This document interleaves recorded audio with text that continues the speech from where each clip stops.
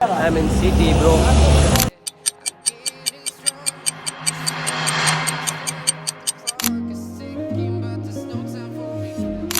Guys ಇವತ್ತು ಬರೀ travel log ಅಲ್ಲ, but it's a travel log with the twist ಏನಂದ್ರೆ ಗೈಸ್, ನಾನೊಂದು ಚಾಲೆಂಜ್ ತಗೊಂಡಿದ್ದೀನಿ.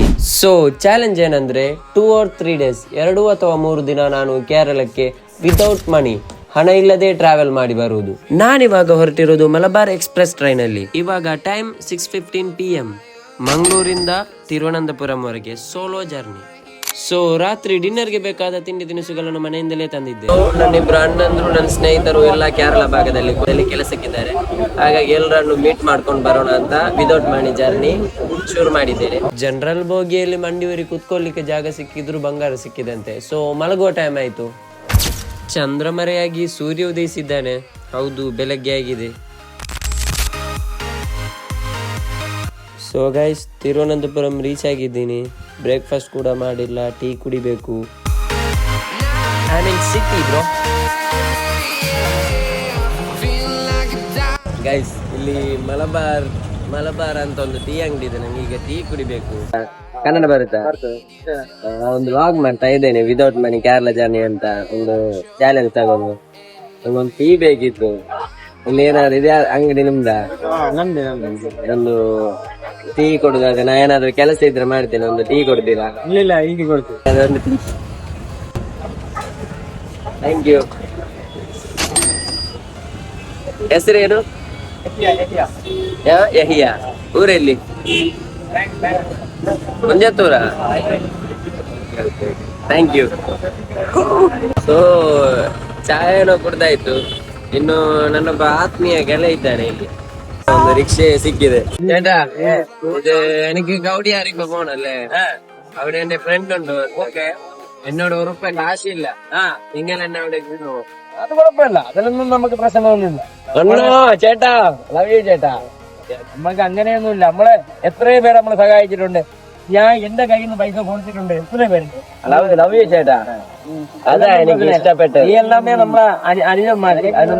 ಬೆಳಗ್ಗೆಯಿಂದನೇ ಎಲ್ಲರೂ ಒಳ್ಳೆ ವ್ಯಕ್ತಿಗಳೇ ಸಿಗ್ತಾ ಇದ್ದಾರೆ. ಸೊ ಕಾಂಟ್ಯಾಕ್ಟ್ ಇರ್ಲಿ ಅಂತ ನಂಬರ್ ಇಸ್ಕೊಂಡು. ನನ್ನ ಹತ್ರ ದುಡ್ಡು ಇರ್ಲಿಲ್ಲ, ಫ್ರೆಂಡ್ ಬರೋವರೆಗೂ ಕಾಯ್ಬೇಕಿತ್ತು. ದುಡ್ಡೇನು ಬೇಡ ಅಂತ ಹೇಳಿದ್ರು, ಆದ್ರೂ ನಾ ಇಲ್ಲಿ ಕೌಡಿಯಾರ ಹತ್ರ ತಲುಪಿದ್ದೇನೆ. ಸೊ ಫೈನಲಿ ಪ್ರತ್ಯಕ್ಷವಾದ ನನ್ನ ಆಪ್ತ ರಕ್ಷಕ ಆಸಿಫ್.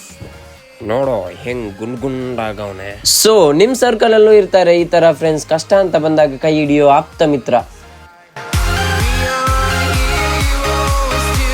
ಸೊ ನನ್ನ ಫ್ರೆಂಡ್ ರೂಮ್ ಇದೆ, ಅಲ್ಗೋಗಿ ಸ್ನಾನ ಎಲ್ಲ ಮಾಡಿಬಿಟ್ಟು ಮತ್ತೆ ಅವ್ನ ಕೆಲ್ಸಕ್ಕೆ ಹೋಗ್ತಾನೆ. ನೆಕ್ಸ್ಟ್ ನಾವು ನಮ್ ಜರ್ನಿ ನೋಡುವ. ಸೊ ಗೈಸ್, ಇದು ಫ್ರೆಂಡ್ ರೂಮಿಗೆ ಬಂದು ಸ್ನಾನ ಎಲ್ಲ ಮಾಡಿ ಆಯ್ತು. ಇನ್ನು ಬ್ರೇಕ್ಫಾಸ್ಟ್ ವ್ಯವಸ್ಥೆ ಆಗ್ಬೇಕು. ಅವನಿಗೆ ಅವನ ಕೆಲಸಕ್ಕೆ ಹೋಗ್ತಾನೆ. ಹಾಗೆ ಅಲ್ಲಿನ ಸುತ್ತಲಿನ ವಾತಾವರಣವಂತೂ wow, the beauty of Thiruvananthapuram. ಹಸಿವಾಗ್ತಾ ಇದೆ. ಬ್ರೇಕ್ಫಾಸ್ಟ್ ಏನ್ ಮಾಡೋದು ಅಂತ ಗೊತ್ತಾಗ್ತಾ ಇಲ್ಲ. ಇಲ್ಲಿ ಮಧುಸ್ ಕಿಚನ್ ಅಂತ ಹೋಟೆಲ್ ಇದೆ, ಹೋಟೆಲ್ ತರ ಏನೋ ಇದೆ ಗೈಸ್. ಇದೆ ಈ ಹೋಟ್ಲು ಮಧುಸ್ ಕಿಚನ್ ಅಂತ. ಕೇಳಿ ನೋಡುವ ಏನಾಗುತ್ತೆ ಅಂತ. ചേട്ടാ നമസ്കാരം. ചാലഞ്ച് എടുത്തിട്ടുണ്ട് വിതൗട്ട് മണി കേരളത്തിൽ എങ്ങനെ ഒരു ജർണി ഉണ്ടാവുന്നു.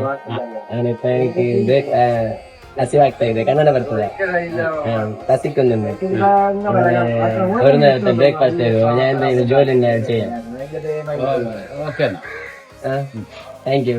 അപ്പൊ എനിക്ക് 2 ദോശയും ഒരു വട ജോലി ചെയ്യാം.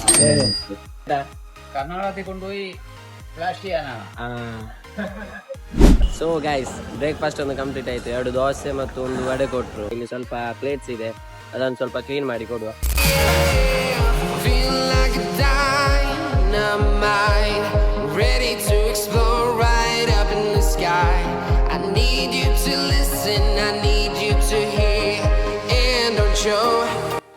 ചേട്ടാ ಥ್ಯಾಂಕ್ ಯು. ಸ್ವಲ್ಪ ರೆಸ್ಟ್ ಮಾಡೋಣ ಅಂತ ಮರಳಿ ಗೂಡಿಗೆ ತೆರಳಿದೆ. ಸೊ ಗೈಸ್, ಬ್ರೇಕ್ಫಾಸ್ಟ್ ವ್ಯವಸ್ಥೆ ಎಲ್ಲ ಮುಗೀತು. ಈಗ ರೂಮಿಗೆ ಬಂದು ರೆಸ್ಟ್ ಮಾಡ್ಕೊಂಡಿದ್ದೆ. ಇನ್ನು ನನ್ನ ಸ್ನೇಹಿತರನ್ನು ಭೇಟಿಯಾಗಲು ನನ್ನ ಈ ಸವಾರಿ. ಸೊ ಗೈಸ್, ಆಕ್ಚುಲಿ ನನ್ನ 2 ಸ್ನೇಹಿತರಿದ್ದಾರೆ, ಹಾಶಿರ್ ಮತ್ತೆ ಜಕರಿಯಾ ಅಂತ. ಇಲ್ಲಿ ನನಗೆ ರೂಟ್ ಗೊತ್ತಿಲ್ಲ, ಇವನ ಹತ್ರ ಕೇಳಿದ್ದೇನೆ. ನೋಡೋಣ ಅವರ ರಿಯಾಕ್ಷನ್ ಹೇಗಿರುತ್ತೆ ಅಂತ. ಆಕ್ಚುಲಿ ನಾ ಬಂದಿರೋದು ಅವರಿಗೆ ಗೊತ್ತಿಲ್ಲ.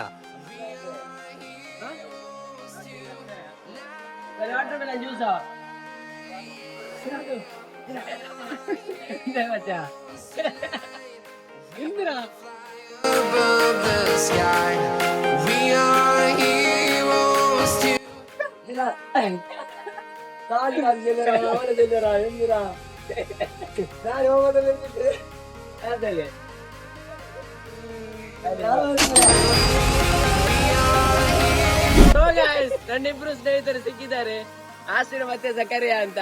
ಸೊ ಊಟದ ವ್ಯವಸ್ಥೆ ಅಂತೂ ಇವರೇ ಮಾಡಿದ್ರು. ಬೇಡ ಅಂತ ಹೇಳಿದ್ರು, ಬಿಡಲ್ಲ ಅಂತ ಗೊತ್ತಿತ್ತು. ಸೊ ಅಮಿಕೊಂಡಿದ್ದೆ. ಸೊ ಊಟ ಮಾಡಿ ಆದ್ಮೇಲೆ ಗೈಸ್ ಆಶೀರ್ ಅಂತೂ ಡ್ಯೂಟಿ ರಜೆ ಮಾಡ್ಕೊಂಡು ರೂಮ್ ಅಲ್ಲಿ ರೆಸ್ಟ್ ಮಾಡೋಣ ಅಂತ ಇದ್ದ. ಸೊ ನಾನ್ ಬಂದು ಎಲ್ಲ ಹಾಲ್ ಮಾಡಿದೆ. ಸೊ ಸುತ್ತಾಡ್ಕೊಂಡು ಬರೋಣ ಅಂತ ಹೊರಟ್ವಿ. ಸ್ನೇಹಿತರೆ, ಇದೊಂದು ಗಮನಿಸಿ ಎಷ್ಟು ಅದ್ಭುತವಾಗಿದೆ. ಒಂದು ಕಡೆ ಮಸೀದಿ, ಅದರ ಪಕ್ಕದಲ್ಲೇ ದೇವಾಲಯ ಮತ್ತು ಅಪೋಸಿಟ್ ಅಲ್ಲಿ ಚರ್ಚ್ ಸ್ಥಾಪಿತಗೊಂಡಿದೆ.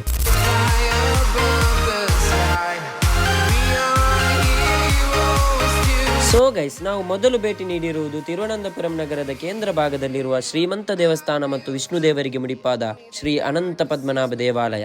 ಇದನ್ನು ಶ್ರೀಮಂತ ದೇವಸ್ಥಾನ ಎಂದು ಏಕೆ ಕರೆಯುತ್ತಾರೆ ಎಂದರೆ ಇಲ್ಲಿರುವ ನಿಧಿಯ ಮೌಲ್ಯ 1.5 ಲಕ್ಷ ಕೋಟಿ ರೂಪಾಯಿಗಳಷ್ಟಾಗಿರುತ್ತದೆ. ಈ ದೇವಾಲಯಕ್ಕೆ ಪ್ರವೇಶಿಸಬೇಕಾದರೆ ವಸ್ತ್ರ ಸಂಹಿತೆಯನ್ನು ಪಾಲಿಸಬೇಕು. ಪುರುಷರು ಧೋತಿ ಮತ್ತು ಮಹಿಳೆಯರು ಸೀರೆ ಅಥವಾ ಲಂಗದವನಿ ಧರಿಸಬೇಕು. ಮತ್ತು ಈ ದೇವಾಲಯಕ್ಕೆ ಹಿಂದೂ ಧರ್ಮದವರಿಗೆ ಮಾತ್ರ ಒಳಗೆ ಪ್ರವೇಶವಿದೆ. ಇಲ್ಲಿನ ವಿಶೇಷವೇನೆಂದರೆ ಇದು ಸರಿಯಾಗಿ 365 ಕಂಬಗಳು ಹೊಂದಿದೆ. ಇಲ್ಲಿಗೆ ಭೇಟಿ ನೀಡುವವರು ಫೆಬ್ರವರಿ ತಿಂಗಳಲ್ಲಿ ಭೇಟಿ ನೀಡುವುದು ಉತ್ತಮ, ಏಕೆಂದರೆ ಜನಸಾಗರ ಕಮ್ಮಿ ಇರುತ್ತೆ.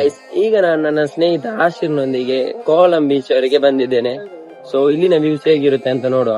ಸಂಜೆ ಹೊತ್ತಿನಲ್ಲಿ ಕೋವಲಂ ಬೀಚ್ ಅಂತೂ ಅದ್ಭುತವಾಗಿ ಕಾಣ್ತಾ ಇದೆ. ನೀವೇ ನೋಡಿ, ಜನಸಾಗರ ತುಂಬಿ ತುಳುಕ್ತಾ ಇದೆ. ಈ ಅಂಕಲ್ ಅಂತೂ ಸ್ನಾನ ಮಾಡ್ಲಿಕ್ಕೆ ರೆಡಿ ಆಗ್ತಾ ಇದ್ರು. ಹೊತ್ತು ಕಾಲದಂತೆ ಜನಸಾಗರ ಜಾಸ್ತಿ ಆಗುವುದಲ್ಲದೆ ಕಡಿಮೆ ಆಗ್ತಾ ಇರಲಿಲ್ಲ. ಬೀಚ್ ಸೈಡ್ ಎಲ್ಲಿ ನೋಡಿದ್ರು ಅರ್ಧಂಬರ್ಧ ಬಟ್ಟೆ ಹಾಕೊಂಡಿರೋ ವಿದೇಶಿಯರೇ ಅರ್ಧಕ್ಕರ್ಧ ತುಂಬಿಕೊಂಡಿದ್ರು. ಕೋವಲಂ ಬೀಚ್ ಅಲ್ಲಿ ನಿಮ್ಗೆ ವಾಟರ್ ಸ್ಪೋರ್ಟ್ಸ್ ಇರುತ್ತೆ. ಅದರಲ್ಲಿ ಮುಖ್ಯವಾಗಿ banana boat riding, speed boat riding ಆಗಿರ್ಬೋದು, ಅಥವಾ ಪ್ಯಾರಾಸೈಲಿಂಗ್, ಸ್ಕೂಬಾ ಡೈವಿಂಗ್ ಮುಂತಾದ ವಾಟರ್ ಆಕ್ಟಿವಿಟೀಸ್ ಇರುತ್ತೆ.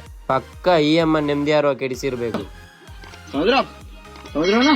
ಸನ್ಸೆಟ್ ನೋಡುವಾಗೆ ಪ್ಲಾನ್ ಮಾಡ್ಕೊಂಡು ಈ ಬೀಚ್ ಹತ್ರ ಬರ್ಬೇಕು.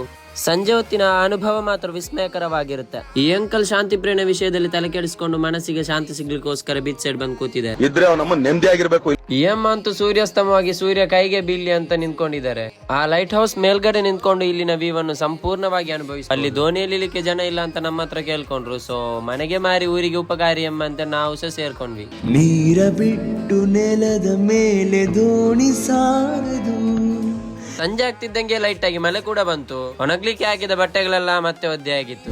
ಸೊ ಗೈಸ್, ನಾನು ಮೊದಲಿಗೆ ಹೇಳಿದ್ದೆ ಈ ಭಾಗದಲ್ಲಿ ನನ್ನ ತುಂಬಾ ಜನ ಸ್ನೇಹಿತರಿದ್ದಾರೆ ಅಂತ. ಸೊ ರಾತ್ರಿದು ಊಟದ ವ್ಯವಸ್ಥೆ ಅವರೇ ಮಾಡಿಕೊಟ್ಟಿದ್ದಾರೆ. ನಾನು ಫೋರ್ಸ್ ಮಾಡಿದ್ದೆ, ನಾನು ಒಂದು ಚಾಲೆಂಜ್ ತಗೊಂಡಿದ್ದೇನೆ, ಊಟ ನಾನು ಸಿಂಗಲ್ ಹೋಗಿ ಮಾಡ್ತೇನೆ ಇಲ್ಲಿ ಅದು ಕೆಲಸ ಮಾಡಿ ಅಂತ. ಆದ್ರೆ ಅವ್ರು ಬಿಡ್ಲಿಲ್ಲ. ಸೊ ಈಗ ಟೈಮ್ 12 ಗಂಟೆ ಕಳೀತು. ನನ್ನ ಫ್ರೆಂಡ್ಸ್ ಎಲ್ಲ ಇಲ್ಲೇ ಇದ್ದಾರೆ. ನಾನು ಎಲ್ರು ಕೂಡ ನೈಟ್ ಔಟ್ಗೆ ಅಂತಾನೆ ಪ್ಲಾನ್ ಮಾಡಿ ಬಂದಿರ್ಬೇಕು. ಮಚ್ಚಿ ರಾಯ್ ಹಾಕಿರಾ? ರಾಜ ಹುಲಿ ಇವನು, ನಾನು, ಪಾಂಡುಪುರ ಭರತ, ತೊರೆಕಾಡ್ನಳ್ಳಿ ಜಗ್ಗ, ನಮ್ದೆಲ್ಲ ಒಂದೇ ಟೀಮು. ಗೈಸ್, ನಾನು ಮೊದಲೇ ಹೇಳಿದ್ದೆ ನೈಟ್ ಔಟ್ಗೆ ಪ್ಲಾನ್ ಮಾಡಿಯೇ ಬಂದಿರ್ಬೇಕಂತ.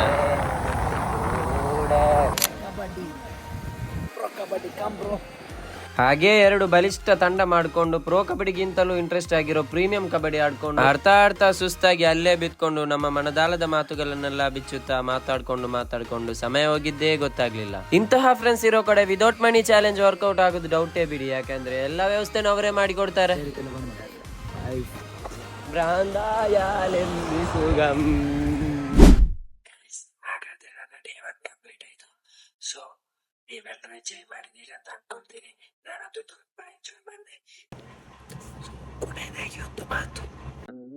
ಮನಸಮಾಧಾನದ ಬೇಕಾದ್ರೆ ಏನ್ ಮಾಡ್ಬೇಕು? ಇಲ್ಲಿ ಬರ್ಬೇಕು. ಬೀಚ್ ಸೈಡ್ ಬಂದು ನಿಂತ್ಕೊಂಡು ಒಂದ್ 5 ನಿಮಿಷ ಟೈಮ್ ಸ್ಪೆಂಡ್ ಮಾಡಿ ಇದರೊಂದಿಗೆ ಮನಸ್ಸು ನಾವು ಒಳ್ಳೇದ್ ಮಾಡಿದ್ರೆ ದೇವ್ರು ಅಷ್ಟೇ, ಬೇರೆ ಏನು ಬೇಡ. ವಿಡಿಯೋ ಸ್ಕಿಪ್ ಮಾಡದೆ ನೋಡಿದಕ್ಕೆ ಧನ್ಯವಾದಗಳು. ಚಾನೆಲ್ಗೆ ಹೊಸಬರಾಗಿದ್ರೆ ಸಬ್ಸ್ಕ್ರೈಬ್ ಮಾಡಿ, ಸೈಡ್ ಅಲ್ಲಿ ಇರೋ ಬೆಲ್ ಬಟನ್ ಕ್ಲಿಕ್ ಮಾಡಿ, ಒಂದೇ ಒಂದು ಲೈಕ್, ಕಾಮೆಂಟ್, ಶೇರ್ ಮಾಡಿ ಧನ್ಯರಾಗಿ ಪಾವನರಾಗಿ.